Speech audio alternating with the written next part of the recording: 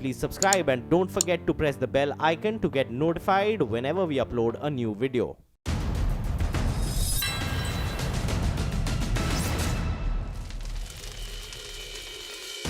नमस्कार, मैं हूं अमीश देवगन। आज आर पार में देश की सबसे बड़े मुद्दे पर बहस होगी, जिस मुद्दे पर बीजेपी विपक्ष को बार बार ललकारती है, चैलेंज करती है और दावे के साथ विपक्ष की बोलती बंद भी कर देती है, क्योंकि बीजेपी का दावा है कि उसका यह मुद्दा हिट है और जीत भी दिलाता है।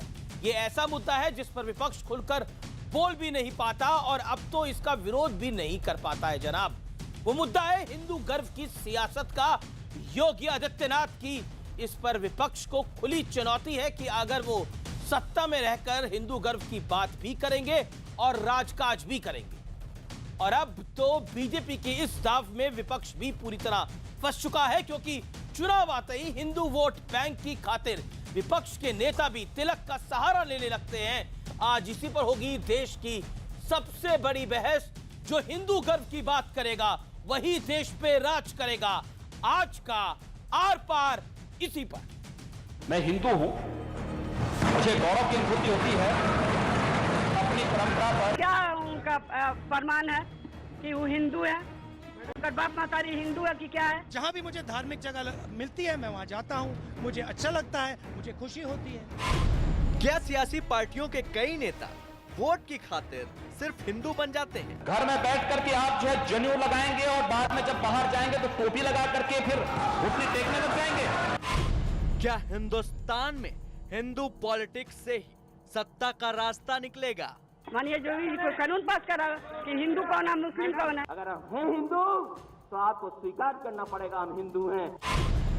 क्या कांग्रेस भी हिंदू कार्ड खेलकर बीजेपी के सामने खड़ा होना चाहती है? कि न केवल कांग्रेस उपाध्यक्ष श्री राहुल गांधी हिंदू धर्म से हैं, परंतु वो जनेऊ धारी हिंदू हैं। ये सवाल इसलिए जरूरी है कि आज देश में असली हिंदू और नकली हिंदू की जंग फिर से शुरू हो गई है।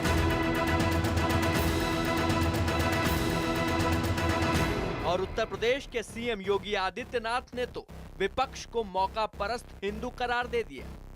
मैं हिंदू हूं, मुझे गौरव की अनुभूति होती है अपनी परंपरा पर, अपनी संस्कृति पर। घर में बैठ करके आप जो है जनेऊ लगाएंगे और बाद में जब बाहर जाएंगे तो टोपी लगा करके फिर घुटने टेकने लग जाएंगे। योगी के इस बयान से विपक्ष तिलमिला गया। बौखलाहट इतनी बढ़ी कि हिंदू गर्व के नाम पर महाभारत शुरू हो गई। बिहार की पूर्व सीएम राबड़ी देवी खुद को असली हिंदू साबित करते हुए योगी के हिंदू होने पर ही सवाल खड़े कर दिए। क्या उनका फरमान है कि वो हिंदू है, उनका बाप मातारी हिंदू है कि क्या है? फरमान है क्या?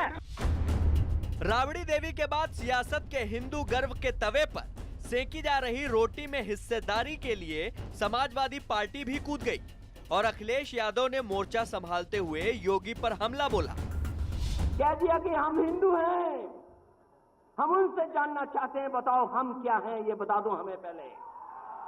हम जानना चाहते हैं हम क्या हैं। अगर हम हैं हिंदू तो आपको स्वीकार करना पड़ेगा हम हिंदू हैं। ये सभी नेता खुद को बड़ा हिंदू बताने की होड़ में लग गए, जबकि बीजेपी का दावा है कि वो इस पॉलिटिक्स की अलमबरदार रही है और बाकी लोग मौका देखकर चोगा बदलते हैं। योगी ने तो यहाँ तक कह दिया कि कर्नाटक की कांग्रेस सरकार हिंदुओं के खिलाफ काम करती है। कर्नाटक की सरकार हिंदू विरोधी है। इन सभी बयानों से ये साफ है कि सियासत की एक लंबी लकीर हिंदू के नाम पर खींची जा चुकी है और इनमें सभी दल शामिल हैं। तो आज इसी मुद्दे पर होगी देश की सबसे बड़ी बहस। जो हिंदू गर्व की बात करेगा वही देश पर राज करेगा। और अब विश्लेषण, हिंदू गर्व से बेड़ा पार का विश्लेषण। योगी ने हिंदू गर्व की बात कर विपक्ष को खुला चैलेंज दिया है। ये बड़ी और खुली चुनौती है। टोपी और तिलक पर मौका परस्ती की राजनीति अब नहीं चलेगी। साफ मैसेज ये भी है कि पहले आप जनेऊ पहने और फिर आप टोपी धारण करें, तो ये जो मौका परस्ती की पॉलिटिक्स है उस पर विराम लगाना पड़ेगा। देश को हिंदू गर्व से ज्यादा जरूरत है या ये विकास की, ये हम सवाल खड़ा करते हैं इस विश्लेषण के अंदर। कांग्रेस और एसपी को हिंदू अब वोट बैंक नजर आने लगे हैं। ये सबसे बड़ा पॉइंट है। समाजवादी पार्टी हो या फिर कांग्रेस, दोनों को वोट बैंक नजर आने लगे हैं। मेरे साथ इस पैनल के अंदर तमाम धुरंधर है। मेरे साथ डॉक्टर संबित पात्रा है, जो कि ruling party Bharatiya Janata party के प्रवक्ता है। अपना व्यू पॉइंट शेयर करने के लिए घनश्याम तिवारी है मेरे साथ, प्रवक्ता समाजवादी पार्टी के। अपनी रणनीति बताने के लिए असीम वकार है। ओवैसी साहब की पार्टी के नुमाइंदे प्रवक्ता AIMIM रिजवान अहमद साहब है, जो कि इस्लामिक स्कॉलर है, पेशे से वकील भी है। अपनी राय रखने के लिए मौलाना नदीमुद्दीन, अध्यक्ष उलेमा काउंसिल के, मेरे साथ इस डिबेट में लाइव जुड़ रहे हैं हैदराबाद से। आप तमाम लोगों का स्वागत है। मेरा निवेदन है, कोई एक दूसरे पे ओवरलैपिंग ना करे और अपनी बात स्पष्ट रूप से रखे। मैं सीधा रुख करता हूं संबित पात्रा आपका। इस देश में विकास जरूरी है या हिंदुत्व पर गर्व होना जरूरी है? बताइए आप मुझे। देखिए अमीश भाई, हिंदुत्व पे गर्व भी होना चाहिए और विकास पे भी गर्व होना चाहिए। दोनों पृथक पृथक नहीं है। आप याद करिए, जहां तक हिंदुत्व का सवाल है, हिंदुत्व क्या है? सर्वे भवन्तु सुखिनः सर्वे सन्तु निरामया। सब लोग कैसे सुखी रहें, वसुधैव कुटुंबकम, यही तो हिंदुत्व है। और देखिए, आप सब अटल बिहारी वाजपेयी जी से बहुत प्यार करते हैं, इसलिए अटल बिहारी वाजपेयी जी ने हिंदू को और हिंदुत्व को किस प्रकार डिफाइन किया, मैं 3 लाइन में पढ़ देता हूं। मैं एक बिंदु परिपूर्ण सिंधु है यह मेरा हिंदू समाज, मेरा इसका संबंध अमर, मैं व्यक्ति और यह है समाज। इससे मैंने पाया तनमन, इससे मैंने पाया जीवन, मेरा तो बस कर्तव्य यही कर दूं सब कुछ इस पे अर्पण।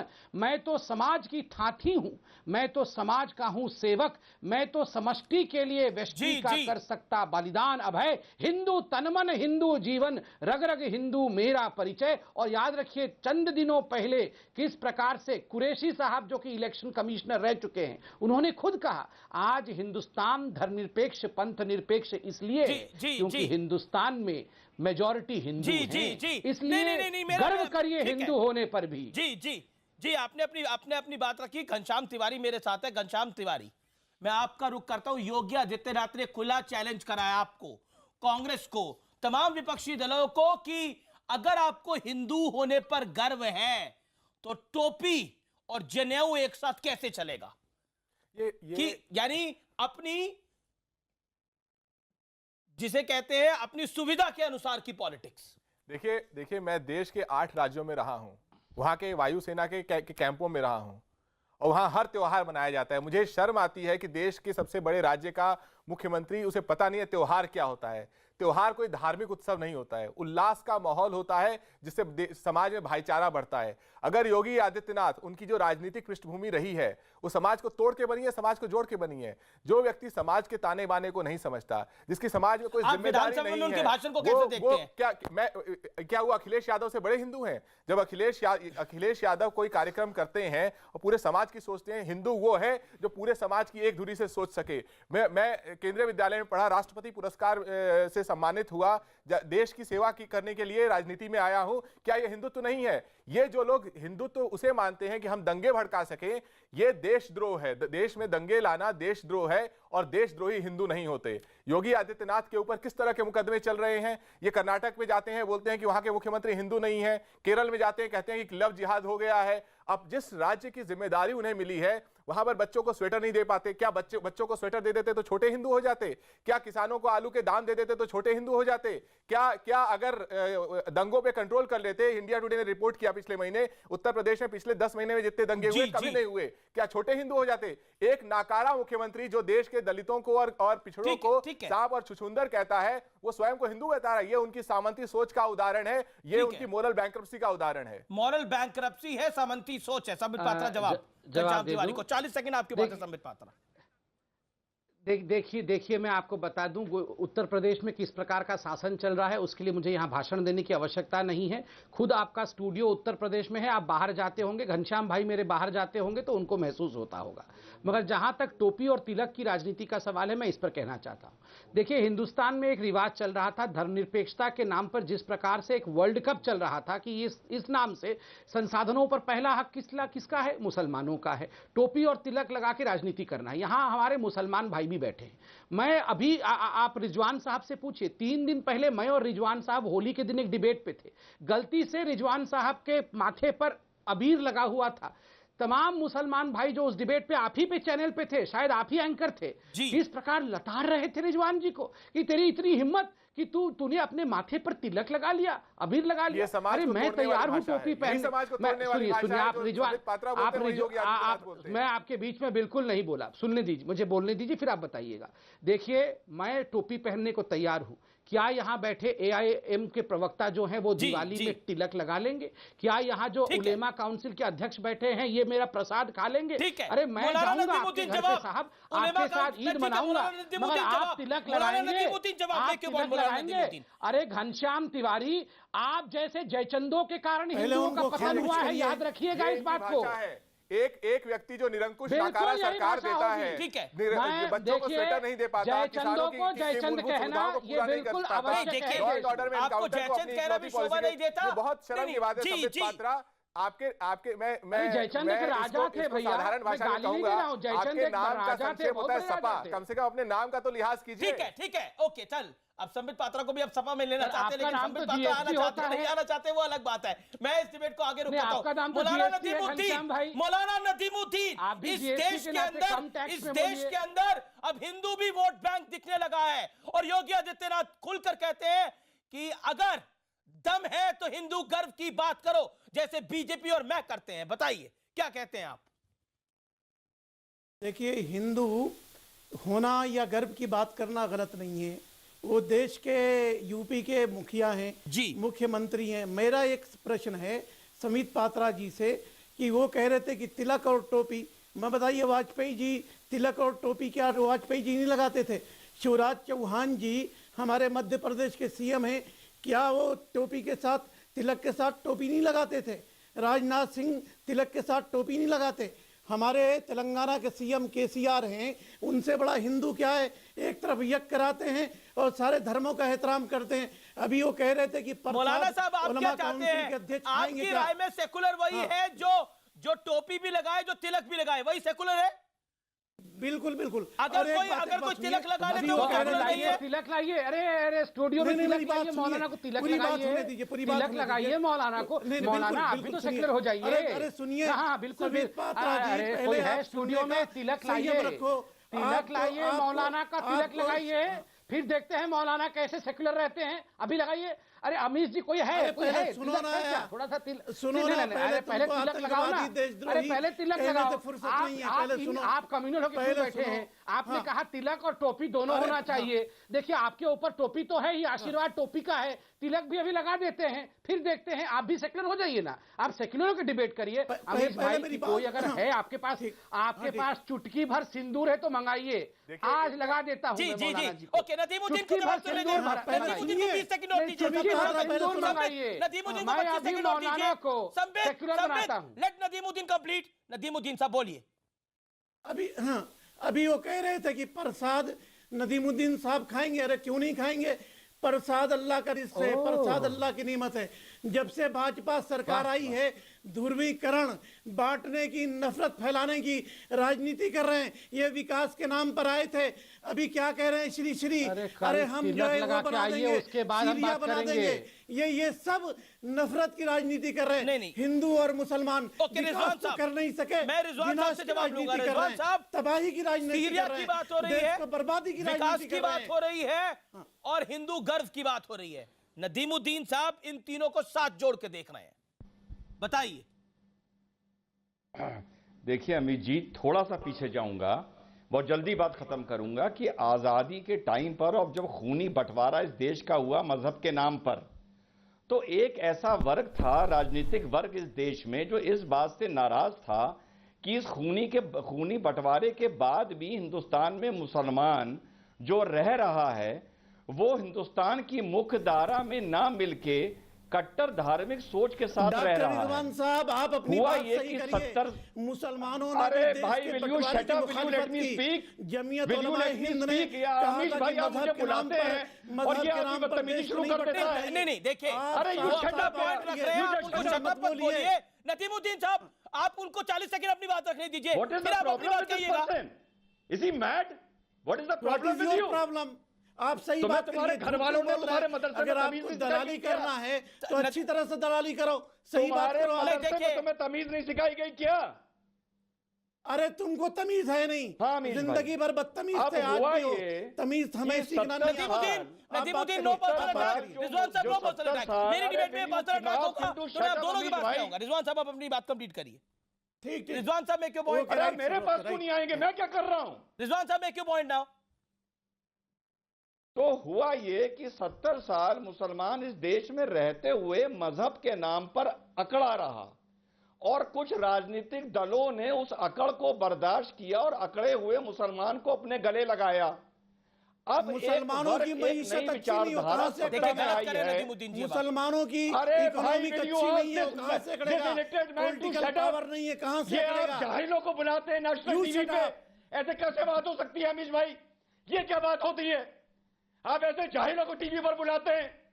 नहीं, देखिए आप इनको मदरसे में तमीज नहीं सिखाई गई क्या? You shut up. इनके माँ बाप ने इनको तमीज नहीं सिखाई गई क्या? No personal attack. आपके माँ बाप अगर सिखाते दलाली नहीं करते। नहीं, नुकिया नदीमुद्दीन, वो आपके बीच में नहीं बोले थे, आप 1.5 मिनट बोले, उनको आप 30 सेकंड नहीं बोलने दे रहे। ये भी तरीका नहीं है। और आप भी शर्म मत बोलिए। You make your point. मैं निवेदन करता हूं आप दोनों से।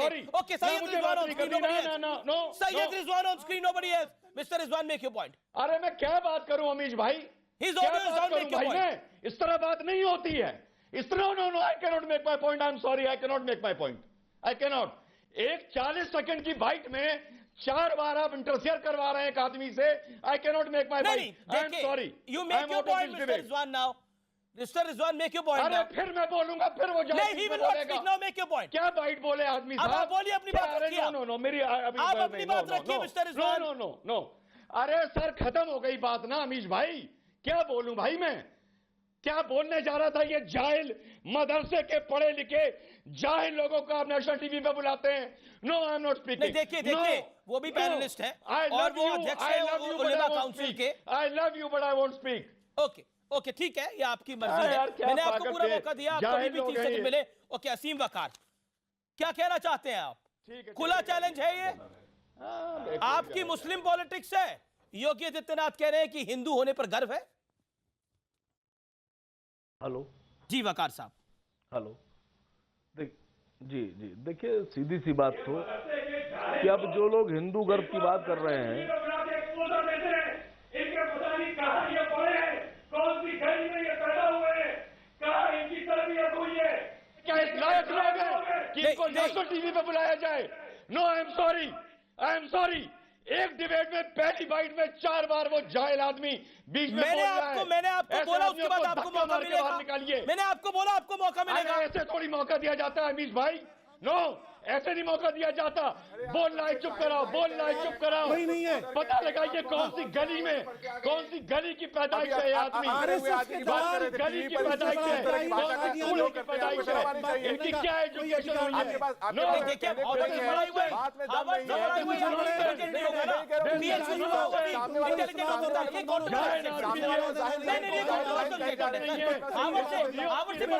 इंटेलिजेंट होगा नहीं, ये क्यों तरीका है? अलीगढ़ मुस्लिम यूनिवर्सिटी से पढ़ा हुआ क्यों नहीं इंटेलिजेंट होगा? बीएचयू से पढ़ा हुआ क्यों नहीं इंटेलिजेंट होगा?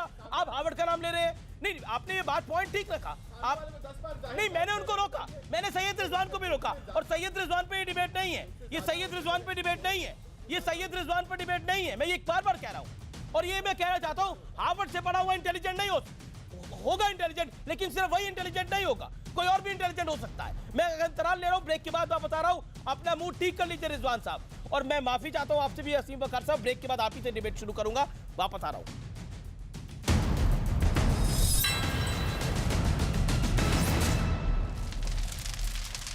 Welcome back. आप देख रहे हैं आर पार। और ब्रेक से पहले काफी कुछ हुआ। मैं निवेदन पहले भी करता हूं डिबेट के अंदर कि ओवरलैपिंग ना करें तो बेहतर है, सबकी आवाज आराम से जा सकती है व्यूअर्स तक। असीम वकार साहब, मैं आपका रुख करता हूं और आपके पास आता हूं। बहुत सीधा और बड़ा सवाल पूछता हूं और आपसे जानना चाहता हूं कि आखिरकार ये जो खुला चैलेंज है, इसके मायने क्या है? सीधे जवाब दीजिए। अब आप कंप्लीट योरसेल्फ असीम वकार। देखिए सीधी सी बात है। हम लोग ये कहते हैं कि हिंदुस्तान में लोगों को ये समझ में आना चाहिए कि देश पर वही राज करेगा जो नौकरी की बात करेगा, जो रोजगार की बात करेगा, जो शिक्षा की बात करेगा, जो तरक्की की बात करेगा। इस तरह के नारे होना चाहिए। ये क्या बात होता है कि देश पे वही राज करेगा जो हिंदू हित की बात करेगा, वही राज करेगा जो हिंदू गर्व की बात करेगा, वही राज करेगा जो मुस्लिम गर्व की बात करेगा। सर देखिए, मुस्लिम गर्व, हिंदू गर्व, क्रिश्चियन गर्व, सिख गर्व, जिसको करना है वो अपने घर में करे। एक दूसरे को तकलीफ ना पहुंचाई जाए, एक दूसरे के धर्म का सम्मान होना चाहिए, एक दूसरे की जो इबादत गाहें उनका सम्मान होना चाहिए, नौकरी की बात होना चाहिए, शिक्षा की बात होना चाहिए, तरक्की की बात होना चाहिए, रोजगार की बात होना चाहिए। इस तरह के नारे क्यों नहीं लग रहे? सर सरकार में बैठे हुए लोग, अब योगी जी बता रहे हैं कि टोपी लगाने और जनेऊ एक साथ नहीं चलेगा। किस पे सवाल खड़ा कर रहे हैं, मुझे तो समझ में नहीं आ रहा है जी। भाई, मोदी जी ने भी टोपी पहनी है, मोदी जी ने भी पगड़ी बांधी है, मोदी जी भी मदार पे गए हैं, मोदी जी भी मुसलमानों से मिलते हैं, मोदी जी भी मुसलमानों का गमछा गले में डालते हैं। तो सवाल किस पे खड़ा कर रहे हैं? अटल जी ने भी किया, राजनाथ जी भी, मैं आपको दिखा दूंगा, अंगोछा भी पड़ा हुआ है, टोपी भी सर पे लगी हुई है। सवाल किस पे खड़े कर रहे हैं योगी जी? किसको मोशन दे रहे हैं? पहले तो योगी जी क्लियर करे कि उनका जो गर्व है, उनका तो खुला चैलेंज, और गमछे उनका वाली तो और खुला चैलेंज विपक्ष को ही है। उसमें वो अपने नेताओं को थोड़ी चैलेंज कर रहे हैं, वो तो विपक्ष को चैलेंज कर रहे हैं। नहीं तो जो पक्ष में कर रहा, नहीं तो जो पक्ष के लोग कर रहे हैं, सत्ता पक्ष के, उसके बारे में क्यों नहीं बोल रहे? भाई जो काम आप विपक्ष को कह रहे हैं करने के लिए, वही आपके लोग कर रहे हैं, प्रधानमंत्री कर रहे हैं, गृह मंत्री कर रहे हैं, पूर्व प्रधानमंत्री ने किया। ठीक है, संबित रिप्लाई, संबित योगी जी कह रहे हिंदू है, मोदी जी नहीं है। ठीक है, योगी जी कह रहे हिंदू है, राजनाथ जी नहीं है। योगी जी कह रहे हिंदू है, अटल बिहारी नहीं है। Okay, Sambit reply, your turn now, 40 second Sambit Patra. देखिए, मैं इतना कहना चाहता हूं कि बिल्कुल सही कहा वसीम भाई ने कहा कि शिक्षा की बात होनी चाहिए, तरक्की की बात होनी चाहिए, ये सब बिल्कुल होना चाहिए। मगर आज जिस परिप्रेक्ष्य में हम बात कर रहे हैं वो धर्मनिरपेक्षता को लेकर बात कर रहे हैं। ये वन साइडेड धर्मनिरपेक्षता कब तक और क्यों चलता रहेगा? आप ये बताइए। सबने कहा कि राजनाथ जी भी टोपी पहनते हैं, वो तिलक भी लगाते हैं, कोई एक मुख्यमंत्री यज्ञ भी करता है और वही नमाज भी पढ़वाते हैं, बहुत अच्छी बात है। मैं यहाँ हमारे 3 मुसलमान भाई बैठे हैं, मैं हाथ जोड़ के, आप बड़े भी हैं उम्र में मेरे से, मैं ये पूछ रहा हूँ बार बार कि हम तो टोपी पहन लेते हैं, तिलक भी लगा लेते हैं, ये उल्टा क्यों नहीं होता है कभी भी कि कहीं मस्जिद के अंदर अगर हम यज्ञ कर सकते हैं क्या जाके, क्या ऐसा हो सकता है कि आपको टोपी लगा सकते हैं, आपको तिलक नहीं तो आप लगाइए तिलक, आप तो कभी लगाते नहीं हैं। मैं लाऊंगा, मैं अभी मेरे दोस्त कैसे आऊं, हवा से तो उड़ सर हम लोग नहीं, आप चिंता मत करिए। आपने आज कहा है कि आपको, अरे मैं आपके बीच में तो नहीं बोला था, मैं तो पूरा सुना था, मुझे बोलने दीजिए, उसके बाद बोलिएगा। 40 सेकंड नहीं हुआ है। देखिए, मैंने आज तक इन जो बैठे हुए हैं यहाँ बहुत बड़े बड़े पैनलिस्ट, इनको तिलक लगाते हुए नहीं देखा है, बल्कि एक बार केवल वसीम रिजवी साहब लगा के आए थे रिजवान साहब, तो जिस प्रकार रिजवान साहब यहाँ तिलक लगा के आए थे, तो उनके साथ जिस प्रकार की बदतमीजी की गई थी वो उसके गवाह हैं। अगर वो मौजूद है तो आप उनसे पूछिए। ये मैं नहीं, देखिए मुसलमान हिंदू सब हमारे भाई हैं, सब हमारे भाई। ये देखिए ये फिर आ गए ठीक है, मैं रिजवान साहब का रुख करता हूं। चुटकी भर सिंदूर लगाइए, उसके बाद अपने आप को प्रूव करिए सारा। Okay, Sambit I will come back to you. Rizwan साहब की टर्न है। रिजवान साहब अपनी बात को कंप्लीट करिए, 50 सेकंड का वक्त है। मेक योर पॉइंट रिजवान साहब, व्हाट यू वांटेड टू से। देखिए अमीश भाई, मुस्लिम आदमी को एक बात मौलाना पूरी दुनिया में और इस देश में नस्ल दर नस्ल सिखाते और समझाते हैं। 2 बातें हैं। पहली बात अमीश भाई कि जो ला इलाहा इल्लल्लाह मोहम्मद रसूलुल्लाह कलमा नहीं पढ़ेगा उसे जन्नत नसीब नहीं होगी, वो जितना भी अच्छा इंसान हो वो जहन्नुम में जलेगा। दूसरी बात कि क़यामत से पहले पूरी दुनिया में इस्लाम का राज होगा। ये 2 बातें मौलानाओं ने एक आम मुसलमान के सीने में घर करवा दी हैं।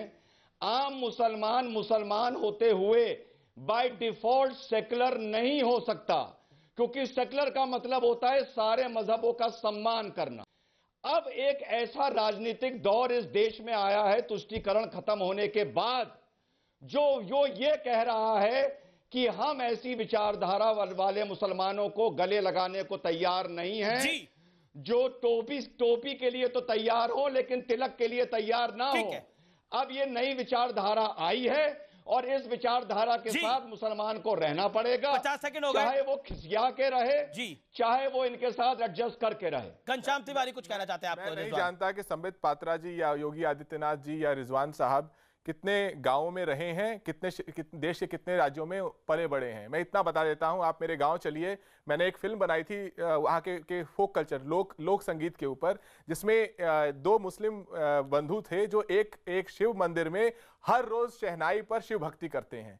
क्या वो रिजवान साहब उस तरह के मुसलमानों से मिले हैं? एक दो लड़कियां थी जो हर शाम को साथ में, एक हिंदू और एक मुस्लिम, साथ में गाना गाती हैं, शादी के गीत गाती हैं, भक्ति के गीत गाती हैं। इन लोगों ने हिंदुस्तान को ना देखा है ना जाना है, सिर्फ टीवी पे। देखिए देखिए बात को बोलिए मत, पहले मुसलमानों के लिए इससे ज्यादा क्या कर सकता था? मेरे नाम पर तो गोली मार दी। रिजवान साहब, हम दोबारा स्टूडियो की बहस में आ गए।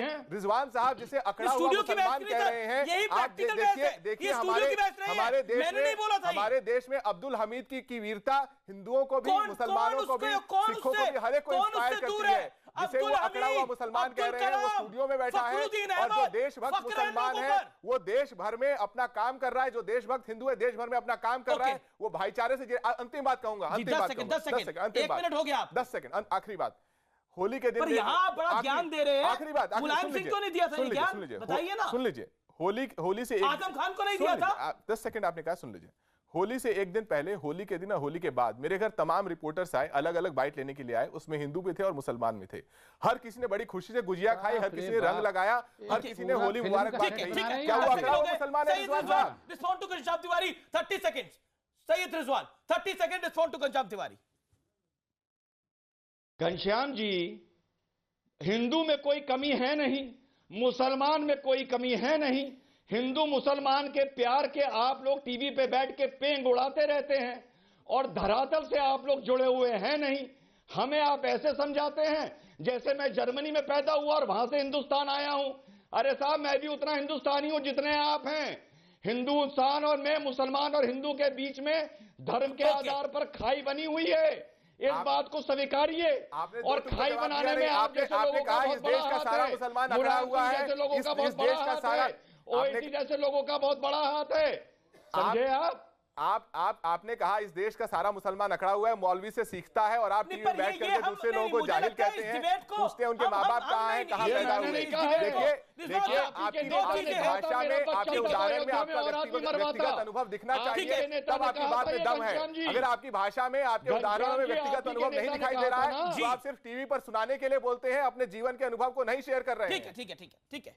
आप के नेता ने कहा था ना कि अयोध्या में मैं और हिंदू मरवाता। स्टूडियो के बयान मत सुनाइए, अपना अनुभव बताइए। आपने कहाँ देखा कि देश भर का मुसलमान अकड़ा हुआ है और हिंदू नाराज है? कहाँ देखा आपने? ठीक है, ये टीवी पे बैठ करके लोगों को गुमराह मत कीजिए। Aseem Waqar on screen, nobody else. Nadimuddin sahab, मैं आपके पास और आप जो 70 साल से मुसलमान को गुमराह कर रहे हैं उसका क्या? ठीक है, जो आप 70 साल से मुसलमान को गुमराह कर रहे हैं उसका क्या?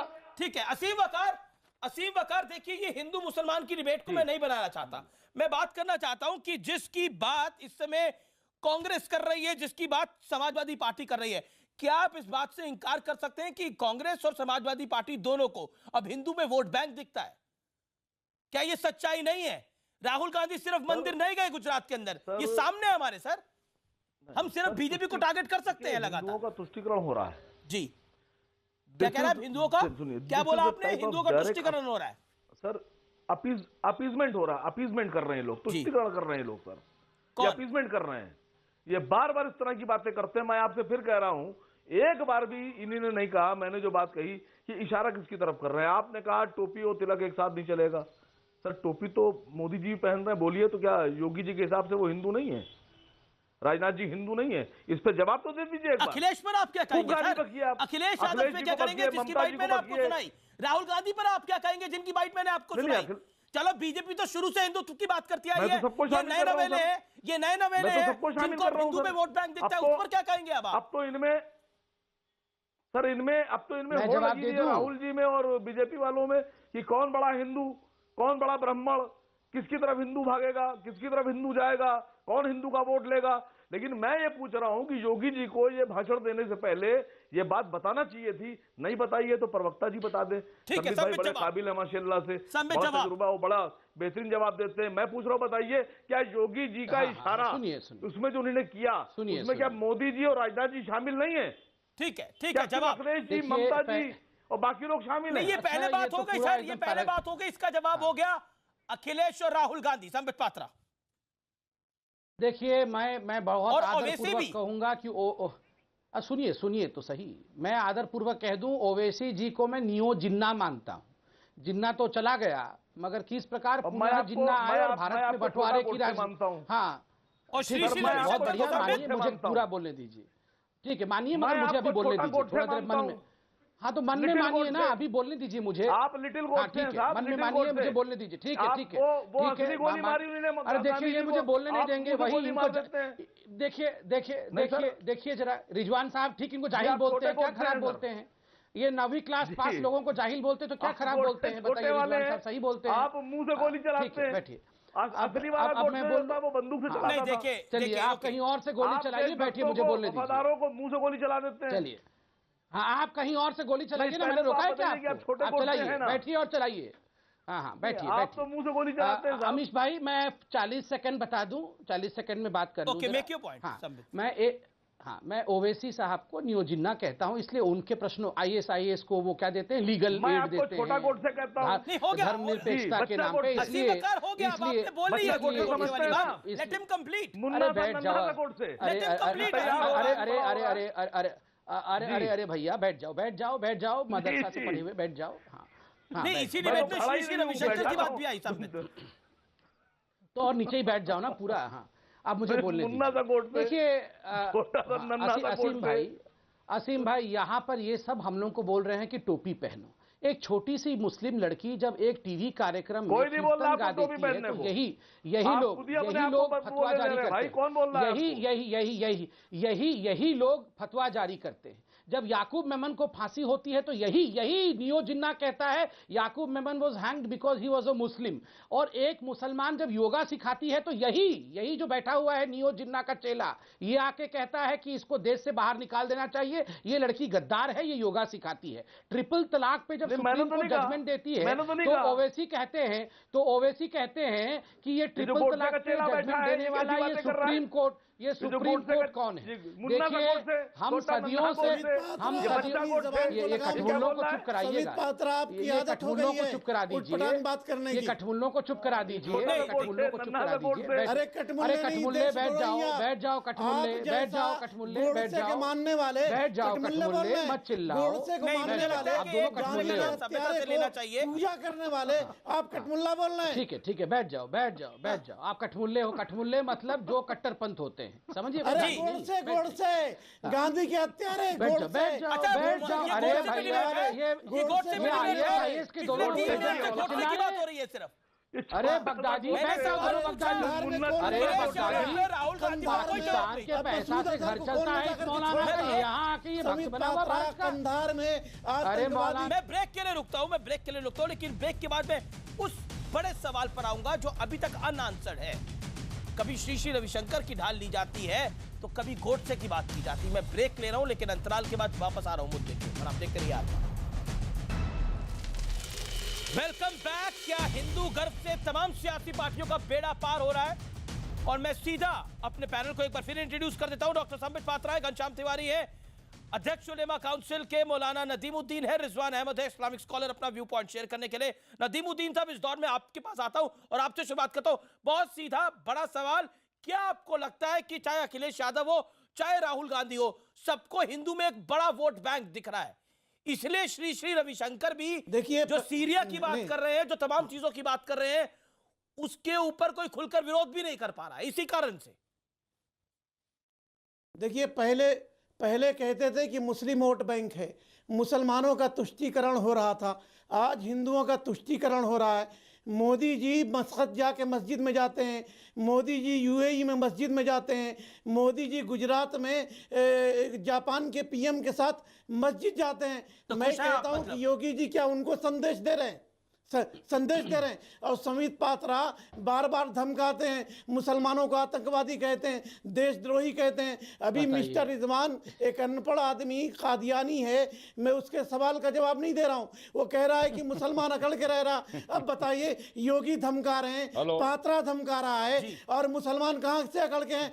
हजारों दंगे हुए, मुसलमानों को मार दिया गया, उनकी आर्थिक स्थिति नहीं है। आज कई स्टेटों में, यूपी में आपने योगी आदित्यनाथ पे बोला, प्रधानमंत्री मोदी पर बोला, संबित पात्रा पे बोला, रिजवान साहब पर भी बोला, लेकिन सवाल मेरा राहुल गांधी और अखिलेश यादव पर था। वो सवाल भूल गए आप? देखिए, राहुल गांधी भी तो मंदिर जा रहे हैं, उस पर आपकी जुबान क्यों नहीं खुलती? मैं ये जानना चाहता हूं। आपका क्या आप लोगों की सेटिंग है वहां पर? ये जवाब दीजिए ना। या आप लोगों की सेटिंग है वहां पर? नहीं, सारी आप पार्टियां अखिलेश यादव पे नहीं बोलते, राहुल कांग्रेस गांधी पे भी नहीं बोलते। अछूती नहीं है। सवाल मैं जो पूछता हूं घुमा अरे फिरा के सुनिए दूसरी पहले तरफ की आप। बात। कांग्रेस ये सेटिंग है तो अछूती बताइए नहीं है, खुलकर। समाजवादी पार्टी भी अछूती नहीं है। ये सारे मिलकर बोले के आप। हिंदू वोट बैंक की बात कर रहे हैं। आज मुसलमानों को साइड लाइन किया जा रहा है इस देश में। हिंदू की बात कर रहा है। ये देश बर्बादी की तरफ जा रहा है, तबाही हिंदू की की बात तरफ करने जा से रहा देश बर्बादी की है। तरफ आज जा आप रहा है। संविधान, ठीक है, हाँ, अभी भी आपके मुख से 25 सेकंड वो बात नहीं निकली। 1 मिनट आप बोलते रहे। Okay, Sambit Patra respond to Nadimuddin साहब। देखिए, बड़ा आश्चर्य का विषय है, बड़ा आश्चर्य का विषय है। इन्होंने कहा कि देश आज हिंदू मुस्लिम में बट गया है और मुसलमानों का जो अधिकार है वो नहीं दिया जा रहा है। अरे जब उज्ज्वला के माध्यम से घर में सिलेंडर पहुंचता है तो आप बांट रहे हैं मैं तो इनके बीच में फिर ये शुरू हो गए। आप जब से 4 साल से हिंदू मुसलमान हिंदू मुसलमान यही करते रहे, बोलते क्या नहीं है, विकास किया फिर आपने? डिबेट खराब होता है। ये आपका आपने गलत हिंदुओं तरीका का है। विकास किया क्या? आप जिस हिंदू की बात कर रहे हैं उसका विकास बीच में बोलता है। अरे आप नीरव इनको मोदी चुप भाग कराइए। गया, पकड़ नहीं सके, ललित आप मोदी को इनको चुप पकड़ नहीं कराइए या सके। फिर अच्छा, डिबेट आप पे ललित हमको मोदी मत की बुलाया बात करिए करेंगे, इनके आपको साथ। सब तमाम चीजों की बात करनी है। इस देश में जितनी बातें सब आपको इसी डिबेट पे कर लेनी है। ललित मोदी से लेकर नीरव मोदी की भी बात आपको इसी डिबेट में कर लेनी है। हाँ, फिर अरे नीरव मोदी का रुकिए हिंदू ना था, आप। हिंदुओं का नहीं, नहीं, पैसा भारत लूट और करके श्रीलंका गया, के क्रिकेट बैंक मैच का की बात लेकर भी के कर गया। लीजिए। क्या विकास क्या की बात जाता है कर रहे सर? हैं? मौका तो 4 मिला साल बोलने का, से भारत और श्रीलंका हिंदू के क्रिकेट मुसलमान मैच की बात नहीं हिंदू करिए। मुसलमान यहाँ पर सिर्फ मुद्दा नफरत जो की है बात उसकी कर बात रहे नहीं करूंगा। हैं। किसी को रुकिए देशद्रोही, किसी रुकिए को आप। आतंकवादी, यही नदीमुद्दीन कहते बैठते हैं रुकिए। संबित पात्रा। आपने जवाब सवाल पूछा, अमित जवाब जी। सुने। रिजवान साहब मैं आपके पास अमित आऊंगा, जी। होल्ड करिए आप। संबित पात्रा पहले 40 सेकंड बोल ले। Sambit, your turn now. देखिए, पहली बात जब मैं कह रहा था कि जब उज्ज्वला के माध्यम से सिलेंडर किसी माता के घर में पहुंचता है तो वो देखा नहीं जाता है कि वो फातिमा है या वो लक्ष्मी है, वो हिंदुस्तान की नागरिक है इसलिए पहुंचता है। जब जनधन का अकाउंट खोला गया था तो मैंने ओवैसी साहब से एक सवाल पूछा था, जब उन्होंने कहा था ये जो एटीएम मशीन है ये मुसलमान इलाकों में कम है और हिंदू इलाकों में ज्यादा क्यों है। मैंने कहा था ओवैसी साहब, और यहाँ सुन रहे हैं मौलाना फिर जी, आप इलेक्शन लोग में वो लोग मुसलमानों को हैं टिकट क्यों जिन्होंने नहीं दिया मुसल- आपने गुजरात अरे, में? फिर गुजरात ये में फिर एक बीच भी में बोले मुसलमानों को क्या टिकट आप नहीं दिया आपने? कमाल का डिबेट कराते हैं, ये सबके बीच में चिल्लाते रहते हैं ये आदमी। नंबर 1 सुन लीजिए, देखिए जाहिल आदमी है, जनधन जाहिल। अकाउंट खुला था जाहिल है ये। हाँ, सबसे तो बड़ा मैंने- जाहिल तुम तो हो, मैंने कादियानी बदतमीज ये बेशर्म क्या तुम हो। अमीश तुम भाई, जो रुकिए, आप अब आदमी ऑडियो को डाउन क्यों है, बुलाते ऑडियो हो? डाउन है, आपका नदीमुद्दीन पूरा जी का। डिबेट खराब हो जाता है। 15 सेकंड संबित पात्रा, 15 सेकंड में अपनी बात कंप्लीट करिए। लेकिन क्या आपको लगता है कि देखिए, इस नंबर- देश के अंदर जवाब संबित, मेक योर पॉइंट। देखिए, यही मौलाना है और यही ओवैसी है जो जाके कहते थे मुसलमानों को बैंकिंग सिस्टम से जुड़ना नहीं चाहिए क्योंकि बैंकिंग सिस्टम एंटी इस्लाम है। अधिकारों के लिए जब ट्रिपल तलाक की बात होती है तो यही अखिलेश यादव है, यही कांग्रेस पार्टी और यही मौलाना है जो कहते हैं मुस्लिम महिलाओं को अधिकारों से वंचित रखिए क्योंकि वो कम अकल की होती है, उनका अकल तो आप डेवलप उनके नहीं ट्रैप में होता फॉल है। कर जाते हैं तो संबित आज पात्रा? नहीं, आप उनके ट्रैप में नहीं, फॉल नहीं, कर जाते हैं? ना, ट्रैप में फॉल नहीं करते हैं हम। इन मौलानाओं को विषय में चिंता नहीं करते हैं, हम उन महिलाओं के और उन बच्चों के विषय में चिंता करते हैं मुसलमान के जो भविष्य हैं, जो इन मौलानाओं के जिंदगी के हाथ में फंसे पड़े हैं। हम बिना के काम करते हैं और सबको जस्टिस देते हैं। बिल्कुल आखिरी दौर है। रिसेंटली जो एक टर्म यूज हो रही है वो है हिंदुओं का तुष्टीकरण, अपीजमेंट ऑफ हिंदूज। ये बात अध्यक्ष उलमा काउंसिल साहब ने भी बोली और ये बात असीम वकार साहब ने भी बोली। जवाब क्या है रिजवान साहब? बतौर मुसलमान आप क्या सोचते हैं? हिंदू तुष्टीकरण हो रहा है देश में? बताइए। मैं ये सोचता हूं, मैं बताऊं जी। देखिए, मुलायम सिंह यादव और अखिलेश सिंह यादव तो कई बार टोपी लगा के और अरबी साफा बांध के रोजा अफ्तार में गए हैं, लेकिन क्या आजम खान और अबू आजमी कृष्ण अष्टमी में तिलक लगा के कृष्ण जी का जन्मदिन बनाने के लिए गए हैं? जवाब है नहीं गए हैं। हुआ यह कि वोटों के मारे इस धार्मिक अकड़ को राजनीतिक दलों ने बर्दाश्त किया। जी। अब एक राजनीतिक दल ऐसा आया है जो ये कहता है कि अगर तुम होली नहीं बनाओगे तो मैं ईद नहीं बनाऊंगा। पर यही बात तो अखिलेश भी कह रहे हैं, यही बात राहुल भी कर रहे हैं। रिजवान साहब अपनी सोच के नदीमुद्दीन रुकिए। दूसरी चीज, रिजवान साहब अपनी सोच के अंतर्गत अंधे हो गए, अंधे हो गए, बहरे हो गए। वो देखना चाहते हैं, जो सुनते जो सुनना चाहते हैं। आजम खान ने राष्ट्रीय अध्यक्ष के अधिवेशन में कहा कि कृष्ण भी उनके आदर्श हैं और राम भी उनके आदर्श हैं। ऐसा है, मुझे जवाब देने दीजिए रिजवान साहब, आप अपने आप को स्कॉलर कहते हैं। आजम खान ने हमारे राष्ट्रीय अधिवेशन में कहा कि कृष्ण भी उनके आदर्श हैं और राम भी उनके आदर्श हैं, लेकिन वो बात आपको सुनाई नहीं दी। क्योंकि ऐसा आपकी हाल कर राजनीति दिया चलती है है समाज को कि बांटने कभी में। श्याम तिवारी कांग्रेस के साथ भागते हैं। 5 सेकंड बहुत बहुत शुक्रिया सर। वक्त यही इतनी ज्यादा देता है सर, बातें तो खत्म नहीं हो सकती सर। 5 सेकंड। ओके सर, शुक्रिया सर। अब इजाजत समय नहीं देता, मुझे शुक्रिया अदा करना पड़ेगा, इस डिबेट को यही वाइंड अप करना पड़ेगा। लेकिन ये हिंदू गर्व की डिबेट ऐसी है, ये 2019 के चुनाव तक चलेगी और जोरदार तरीके से चलेगी। क्या इस देश में हिंदुओं को वोट बैंक देखे जाने लगा है? और जो लग रहा है यही इस बहस का निष्कर्ष है। इसीलिए ये तमाम आंखें, नजरें बदल गई हैं। फिलहाल इतना ही। नमस्कार, आप देखते रहिए न्यूज़ 18 इंडिया। और अब वक्त है एक और सुपर शो का। चलते हैं सुमित के पास। सुमित।